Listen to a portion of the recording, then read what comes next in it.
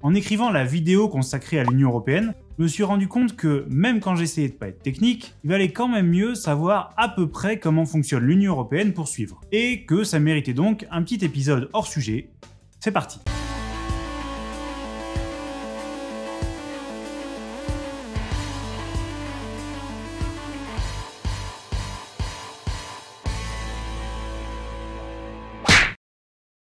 Bienvenue dans ce 7e épisode hors sujet d'Hémiplégique, la chaîne qui essaie d'habitude de comprendre ce qu'est la gauche et qui aujourd'hui va essayer de comprendre ce que sont les institutions européennes. La première chose à savoir, c'est que les institutions européennes sont définies dans les traités. Elles ont été définies dans le traité sur l'Union Européenne, c'est le petit nom du traité de Maastricht, et elles ont été modifiées depuis, notamment par le traité de Lisbonne en 2007. Vous savez, celui qui reprenait une bonne partie de ce qui avait été refusé par les Françaises et les Français lors du référendum de 2005. Détail.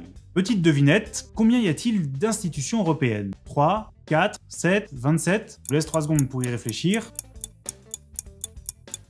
Eh ben, il y en a 7. Bon, il y avait un piège, parce qu'on a souvent en tête celles qui participent au processus législatif uniquement. Les 7 institutions sont donc le Conseil européen, la Commission européenne, le Parlement européen, le Conseil de l'Union européenne, qu'on appelle le Conseil, la Cour de justice de l'Union européenne, la Cour des comptes européenne et la Banque centrale européenne.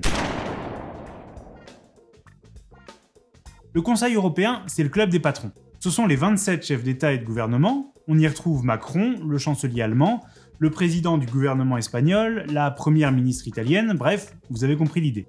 Eux, ils disent dans quelle direction faut aller. Ils se retrouvent la plupart du temps à Bruxelles. Ensuite, il y a ce qu'on appelle le triangle institutionnel, c'est-à-dire schématiquement les 3 institutions qui discutent pour faire les lois. Au sommet du triangle, on trouve la Commission européenne. En quelque sorte, le gouvernement de l'Union, on n'appelle pas ça des ministres, mais on appelle ça des commissaires. En tout cas, c'est l'exécutif. Chaque pays de l'Union a un commissaire, donc il y en a 27, vous avez suivi.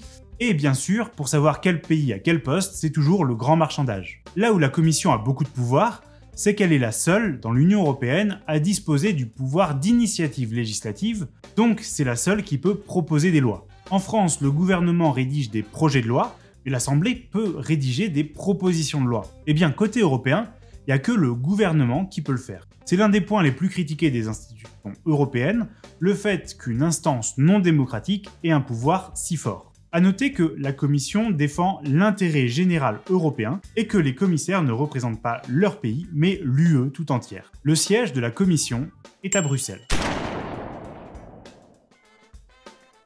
Le Parlement européen, c'est sans doute l'instance qu'on connaît le mieux, ne serait-ce que parce que c'est celle qu'on désigne lors des élections européennes. Chaque pays élit un certain nombre de députés, qui dépend de sa population, mais au total, il y en a 705, et pour info, la France, elle en a 79. Ces députés, ils restent pas dans un groupe du pays, mais ils vont dans des groupes politiques, il y en a 7 actuellement, et ils amendent, ils adoptent ou ils rejettent les propositions de la Commission. C'est la seule instance désignée au suffrage universel. Son nom est un peu trompeur parce que chez nous, le Parlement, c'est l'ensemble des 2 chambres, l'Assemblée et le Sénat. Mais au niveau européen, le Parlement, ce n'est que l'un des 2 organes législatifs. A noter que, comme à l'Assemblée nationale, les députés européens représentent le peuple européen de manière générale, pas uniquement les habitants de leur pays. Son siège est à Strasbourg, d'ailleurs vous pouvez aller le visiter, c'est un très beau bâtiment, mais dans les faits, bon, il est souvent à Bruxelles.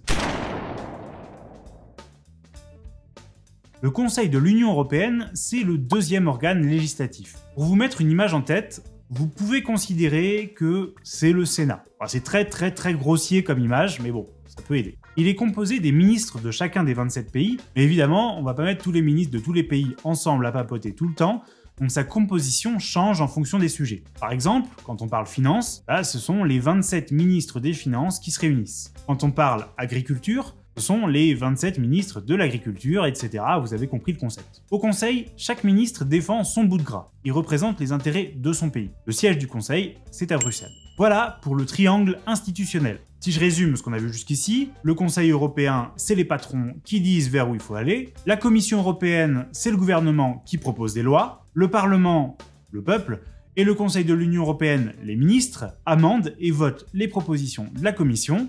Quand vous avez ça en tête, vous avez fait l'essentiel du travail. Mais il reste quand même 3 instances. Pour vérifier que tout ça fonctionne bien, il y a la Cour de justice de l'Union européenne. D'un côté, elle vérifie que les autres institutions font pas n'importe quoi et respectent les traités. De l'autre, elle contrôle que les États membres appliquent bien la législation européenne. Et si vous deviez deviner le nombre de juges, 27, vous l'avez, un par État membre. Elle siège au Luxembourg. Elle siège même à Luxembourg. À Luxembourg, au Luxembourg.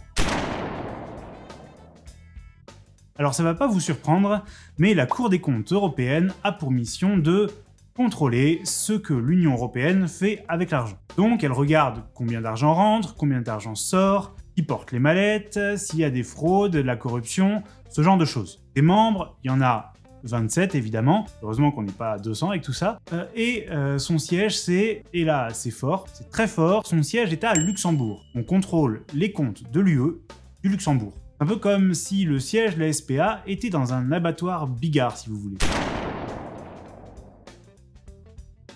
La Banque Centrale Européenne, c'est une institution un peu à part, parce qu'elle ne s'occupe que des questions relatives à l'euro, et il ne vous aura pas échappé, j'espère, que tous les pays de l'UE n'utilisent pas l'euro. Alors la BCE mériterait une vidéo à elle toute seule, d'ailleurs, rien que le principe de banque centrale le mériterait, mais pour résumer, c'est elle qui imprime les billets en euros, pas son rôle principal mais c'est très concret, et elle est ensuite censée faire en sorte qu'il n'y ait pas trop d'inflation et qu'il n'y ait pas de déflation. En gros, elle doit faire en sorte que les prix soient stables. C'est à peu près tout ce qui l'intéresse, ce qui en fait d'ailleurs une différence par rapport à la Fed aux États-Unis par exemple. Là-bas, la Banque centrale doit d'abord veiller à la croissance, puis à la stabilité des prix. En Europe, comme l'Allemagne a été traumatisée à juste titre par ailleurs par une hyperinflation au début du XXe siècle, elle a imposé le fait que la priorité de la BCE soit uniquement la stabilité des prix, et des banques pour être tout à fait exact. C'est ce mandat qui pose problème lorsqu'il y a des crises, comme en 2008 ou en 2020 par exemple, c'est-à-dire qu'en théorie, quand il y a une récession, la BCE c'est pas son problème, elle va pas donner de l'argent pour permettre au pays de s'en sortir, on l'a vu en Grèce par exemple. Elle, ce qu'elle veut, c'est que les prix soient stables. Bon, au bout d'un moment, elle a quand même été obligée de faire quelque chose, ça va dans le bon sens. Son siège est à Francfort. Voilà pour les institutions européennes dans les très grandes lignes. Maintenant que vous savez tout ça, vous pouvez revenir à la vidéo sur l'Union européenne que j'ai publiée il y a quelques jours, et vous serez aussi préparé pour la prochaine. Pour ne pas la rater, abonnez-vous à ma chaîne, et si vous avez de la famille, des amis, des collègues pour qui l'Union européenne c'est pas très clair, n'hésitez pas à leur partager cette vidéo. Camarades, à bientôt!